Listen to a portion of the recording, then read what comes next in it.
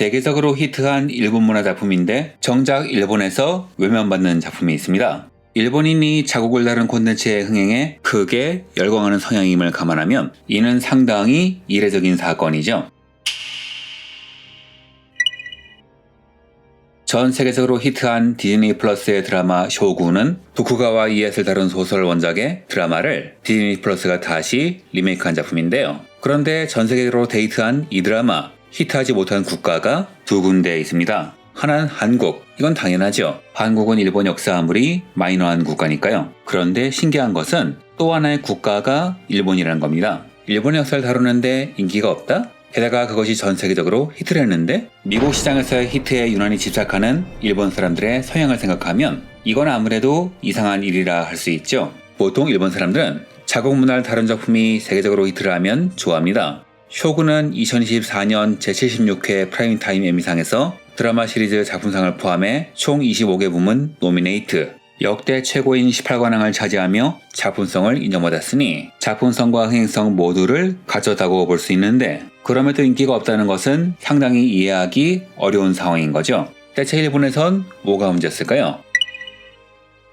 쇼군의 성취는 글로벌 미디어 산업에 거대한 이정표를 세웠습니다. 주연 배우 사나다 히로유키가 주연 및 제작 전반에 참여하며 일본어 대사 비중을 70%까지 끌어올리고 고증의 완성도까지 높인 이 작품은 IMDb에서 높은 평점을 받으며 서구권의 탄탄한 더빙 선호 장벽을 허물고 글로벌 주류 시장의 정점에 올라섰지요. 즉 더빙하지 않으면 실패한다는 문화적 장벽을 보기 좋게 깨버린 겁니다. 이는 일본 콘텐츠가 기록한 전례 없는 성과기도 하죠. 그런데 정작 일본을 다룬 높은 완성도와 작품성을 자랑하는 일본이 참여한 작품임에도 불구하고 정작 일본 내에서의 성적은 이상할 정도로 안 좋다는 것이죠. 이는 콘텐츠의 완성도가 반드시 시장의 성공으로 직결되지 않음을 시사하는 것이며 일본이란 곳이 얼마나 특수한 시장인지 알려주는 사례이기도 합니다. 일본 시장은 양질의 로컬 IP가 압도적인 힘을 발휘하는 구조로 기본적으로 외산 콘텐츠에 대한 허들이 매우 높습니다. 관객들의 심리적 장벽은 물론 배급사들의 수익 구조, 사업 모델 또한 장벽이죠. 그래서 해외의 영화 순위와 일본의 영화 순위는 많이 차이가 나요. 하지만 쇼군은 OTT인 디즈니 플러스 독점 작품, 적어도 배급사가 영향을 준 것은 아닐 겁니다. 그렇다면 원인은 다른 데 있겠죠. 왜 일본 사람들은 쇼군에 거부감을 느꼈을까요? 일본 사람들이 쇼군을 보면서 느낀 가장 큰 거부감은 할복을 다루는 방식에 있었습니다. 일본 정서상 할복은 책임을 지는 숭고한 결단이자 고도의 절제된 미학으로 받아들여지는데 이 작품은 이를 그런 식으로 그리지 않는 것이죠. 드라마 쇼군은 역사상 인물을 가상 이름으로 바꾼 후 그들을 활용해서 그리는 일종의 패션입니다. 1975년에 쓰여진 소설이 원작이며 1980년도에 이것이 드라마화가 되었죠. 기본적으로 서양인의 관점에서 일본을 바라본 작품이며 그 시각은 지금과는 많이 다릅니다. 아마 문제는 여기서 발생한 것 같아요. 과거와는 달리 지금은 콘텐츠를 만들 때 이것저것 고려해야 할 요소가 많기 때문이죠. 대략적인 내용은 작중에서 요시 토라나가라 불리는 도쿠가와 이에야스가 일본으로 표류했던 윌리엄 애덤스가 모델인 존 블랙손을 이용하여 정적을 제거하고 권력을 다지는 이야기죠. 즉, 이 드라마는 권력을 놓고 싸우는 인간의 암투를 그리고 있기 때문에 작품의 할복은 하나같이 처절하고 잔인하게 묘사됩니다. 그리고 미학이 아니라 정치의 과정으로 그려지죠. 그래서 일본 내에선 이를 보고 서구적 관점이 가미된 사륙의 판타지라는 평을 합니다. 제작 품질 자체는 위화감이 없다고 호평을 받았음에도 무사도 정신에 관한 근본적 철학의 불일치가 일본 시청자들의 거부감을 산 것이죠.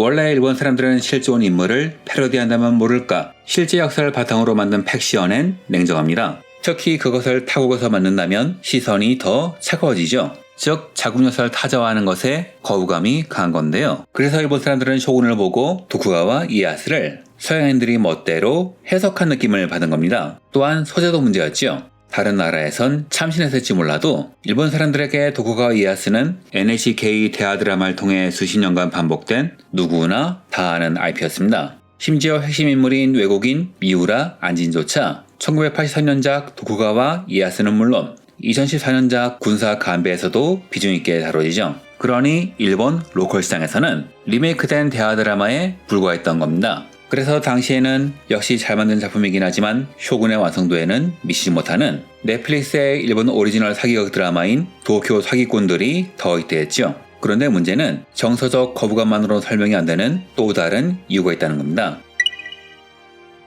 OTT에서 어떤 콘텐츠의 성과를 볼 때는 단순한 작품성이 아니라 그 OTT의 브랜드 이미지 그리고 시장 지위도 밀접한 영향을 줍니다. 한일로 미국에서 쇼군의 작품성이 인정받는 것도 미국에선 FX와 훌루에서 공동 방영했기 때문이죠. 제작사이기도 한 FX는 미국 내에서 프리미엄 드라마를 방영한다는 이미지가 있으니까요.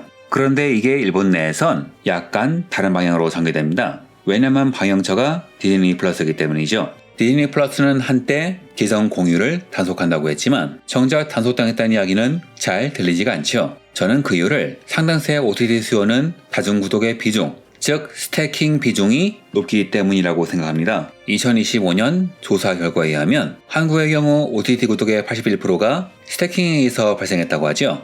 그 수준이 일본도 큰 차이가 나지 않아서 무려 70%에 달합니다. 이런 경우 1위 사업자는 부담이 없습니다. 만약 하나 구독 취소해도 살아남는 건 1위니까요. 하지만 2, 3등은 이야기가 다르죠. 일본에선 2025년 기준 아마존 프라임 비디오가 1470만 명으로 부동의 1위입니다. 이는 일본 시장에 훌륭히 안착한 아마존 재팬의 배송 및 배달 서비스를 사용하면 무료로 볼 수 있기 때문에 쉽게 무너지기 어려운 지위이죠. 넷플릭스는 1160만 명으로 2위 자리를 굳건히 지키고 있으며 그 다음 자리를 두고 550만 명의 디즈니 플러스와 500만 명의 일본 토종 OTT인 유넥스트가 치열하게 싸우고 있죠. 즉 3등이면 스태킹으로 버텨야 하는 마이너한 플랫폼인 겁니다. 이런 플랫폼은 계정 공유를 단속하면 고객이 이탈할 확률이 꽤 크죠. 이런 상황이 쇼군에도 영향을 주었습니다. 현재 일본에서 디즈니 플러스는 시청자들에게 보조 플랫폼에 불과한 점유율이 낮은 플랫폼에 불과하죠. 그러니 콘텐츠의 화제성을 대중적으로 확산시키는 것이 어려웠던 겁니다. 또한 앞서 말한 도쿄 사기꾼들이 더 히트한 이유도 이를 바싹 추격한 2위 넷플릭스의 독점 타이틀이기 때문이죠. 이런 상황이니 디즈니 플러스의 양질의 애니메이션이 나와도 그다지 화제가 되지 않습니다.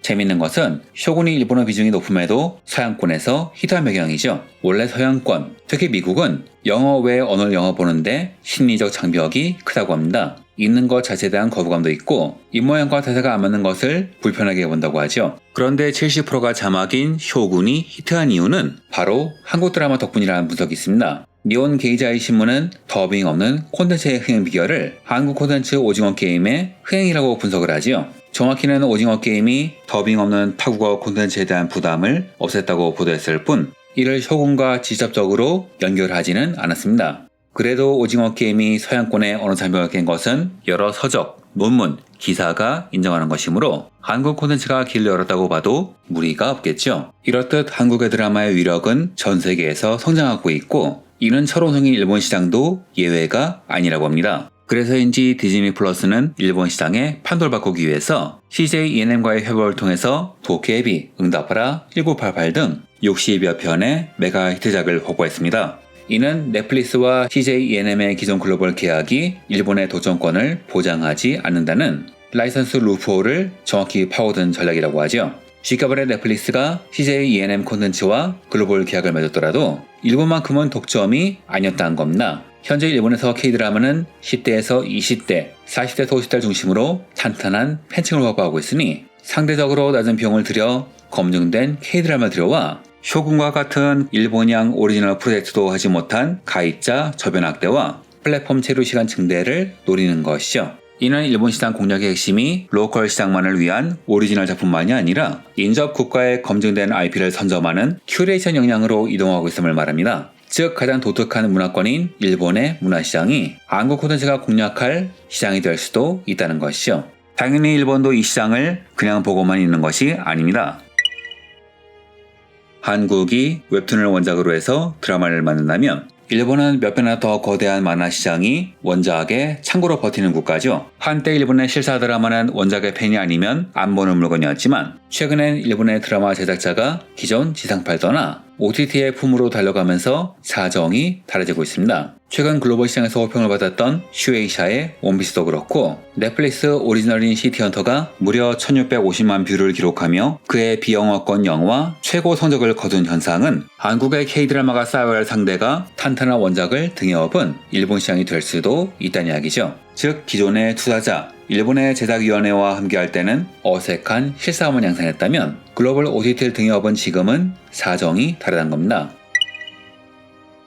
드라마 쇼군의 살해는 아무리 막대한 자본과 압도적 퀄리티를 갖춘 콘텐츠라 하더라도 현지의 특수한 정서와 배그만 파울 간과하면 성공할 수 없다는 것을 증명했습니다. 그래서 다른 나라 문화권을 공략하기 위해선 심리적 로컬라이징이 반드시 필요하죠. 단순히 언어 번역이나 고증을 넘어 현지 대중이 가진 고유한 철학과 정서적 허들을 정교하게 분석하여 현지 대중과 공감대를 형성하고 문제가 될 것은 걸러내야 합니다. 실제로 2026년에 자세한 정보가 공개된 쇼군2는 요시 토라나가와 존 블레손 등 핵심 주역은 그대로 나오지만 원작 소설의 내용을 1편에서 다 써버린 탓인지 10년 뒤를 그린 완전한 오리지널 스토리로 나간다고 합니다. 원작 소설은 1975년도에 쓰여진 것이고 MBC 드라마 판본도 1980년에 반영된 것이라 게이샤, 닌자, 하라키리로 대표되는 서양인의 시각이 강했겠지만 이번엔 완전 오리지널 스토리인 만큼 작품의 무대인 일본의 문화를 반영한 심리적 로컬라이징도 철저하게 하지 않을까요?